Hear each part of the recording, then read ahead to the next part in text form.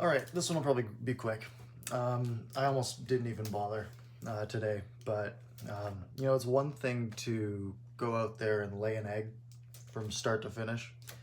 It's another thing to go up 1-0 in the first period, outshoot your opponent 16-4 in the first period, and just dominate the game, and then come out after the second and have the other team adjust, and then have no way to counter that, and just get dominated for the last two periods. So I'm going to do a quick recap on this one. I have, again, a page for every period of notes, as I normally do. I've condensed them into one page total. We don't need to spend too much time on this one. Demko versus Markstrom. Markstrom making his second appearance against the Canucks here. Demko filling in, and JT Miller back in the lineup for the Canucks. Things look great in the first period. Canucks score halfway through the first period. It's a Jake Virtanen shot from the point, gets deflected off of Valimaki, ends up going over the shoulder of Markstrom. 1-0. Things are looking great. Shots at the end of the first period, 16-4 for Vancouver. Adam Gaudette had 5 shots, and Calgary only had 4. Adam Gaudette was a monster in the first period. 5 minutes into the second, things really take a turn, and we can tell that Calgary's really starting to take over here. The Canucks just couldn't get out of the zone for longer than 10 seconds. They couldn't get possession in Calgary zone. They got nothing going. 8 minutes to go in the second period. So again, it's still 1-0. 8 minutes to go in the second period. We're thinking, okay, well, maybe the Canucks can turn it around here. Maybe they can survive this period, 1-0, 1-1, come back in the third, and make this a game. 8 minutes to go in the second period. Gaudreau scores from Monahan and tight, goes under the arm of Demko. So it's 1-1. Minute and a half later, the Canucks just get caught watching the puck. There's like 4 white jerseys in front. Everyone's just sort of like scrambling, trying to get rid of the puck. Comes right out to Backlund. He scores. Last 2 minutes of the second period, the Canucks take 2 bad penalties. Pettersson takes a bad penalty. He slashes, I think it was Monahan.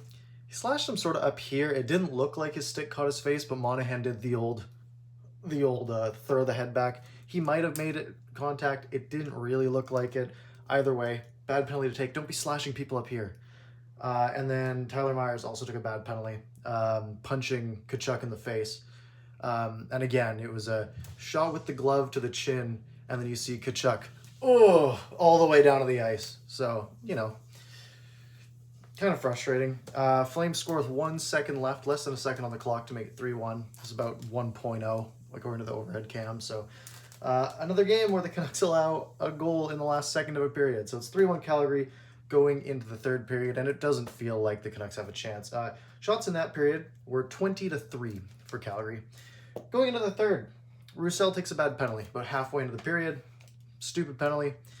Just a bad trip in the offensive zone. Another offensive zone penalty for the Canucks. Mark Giordano scores from the point, making it 4-1. 7 minutes to go or so in the third, Canucks on another penalty kill. Myers goes in with Roussel in a 2-on-1, plays in front, hits the defender, goes through the legs of Markstrom to make it 4-2. Sign of life, question mark? No. Demko goes to the bench with 4.5 minutes to go. Travis Green knew that there was no way that they were winning this game 5-on-5. So he pulls Demko with 4.5 to go. Fine decision. Canucks get a late power play. Can't capitalize. Some really good chances. Just nothing's getting through Markstrom.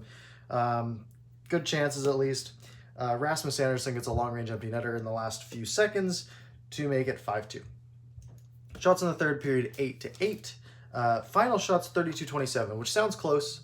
It wasn't. It was the Canucks really dominated the first, couldn't capitalize enough. And then Calgary dominated the second, and they capitalized. That's the big difference. And that's the Markstrom factor, right? Canucks had a few games like that last year where they would get shelled, but they were still in it going into the second or third period, and they could make something happen late. Guess it was Markstrom, not the Canucks. So some of my notes for this game, because they're more important than the recap, just some of my thoughts that I made throughout the game. The Canucks came out faster. They really did. They came out fast in the first period. They were working the middle of the ice. Their last game against Calgary, they were stuck on the outside. They couldn't produce any high-danger chances. They were able to work the middle. Miller makes that first line viable. There was a lot of little plays where JT Miller would go in and pick the puck up off the wall and make a pass. And it's just like, Jake wouldn't have done that as well. Like, it just wouldn't have worked. So it makes the first line viable. Again, they didn't get anything done tonight, but there were at least better looks and better chances somewhat. The difference here, goaltending isn't bailing them out. Like I mentioned, Demko and Holtby, neither of them have stolen a game for the Canucks.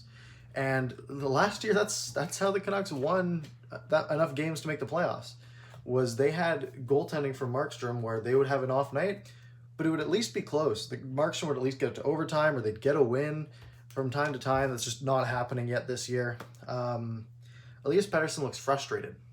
He looks very frustrated. Yeah, he took 2 bad penalties tonight. The one slash on Monahan, I don't remember the other one.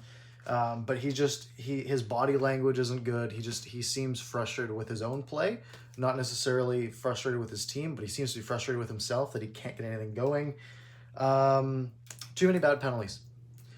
I think the Canucks took 7 penalties this game, and when your penalty kill is firing at like 60%, that's not a good thing. You can't be taking 7 penalties in a game and expect to win, because you're probably going to allow, an average team will probably allow a goal or 2 if you take 7 penalties. This team's probably going to allow 3 or 4.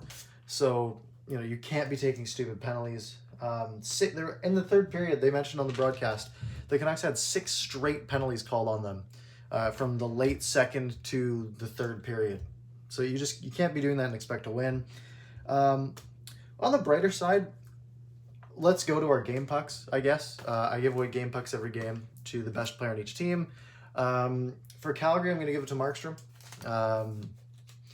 Again, he had one of those games where if you switch the goalies in this game, I bet it's 3-0 Vancouver after the first period, and Calgary wouldn't have the legs to come back because they would be more dejected. But with Markstrom and net, it's only 1-0 after the first. Calgary goes to the locker room and they say, hey, we're still in it, boys, brand new game. And that's what they did. They came out and won it. For Vancouver, I'm going to give it to Travis Hamonic. He looked good. He had one bad giveaway in the third period that led directly to Giordano's goal. He basically passed it to him, just like old times. Hamonic with a bad giveaway to Giordano there. But the rest of the game, he was good. Like, he was making smart defensive plays. He was skating well. He had some chances in the offensive zone. I thought Hamonic had a really good game. But again, it wasn't enough. Next game, Montreal on Wednesday night. Home opener. Canucks are 1-3. Obviously still in 7th place in the division after this one. They're allowing way too many goals. They're not able to create. That first line still isn't able to get anything done. Hopefully we see a change on Wednesday. Other than that, that's all I've got. Be sure to hit like, even though the game sucked.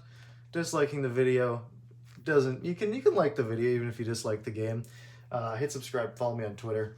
I will have a post-game recap after the game on Wednesday. I might have a video tomorrow. I might do another analysis video on what went wrong in this game. Those are never fun, but I think that they're valuable. So, yeah, let me know what you think in the comments below. Again, I wanted to make this shorter because I was frustrated, but it's still 8.5 minutes. I'm not concise at all. But other than that, I will see you on Wednesday.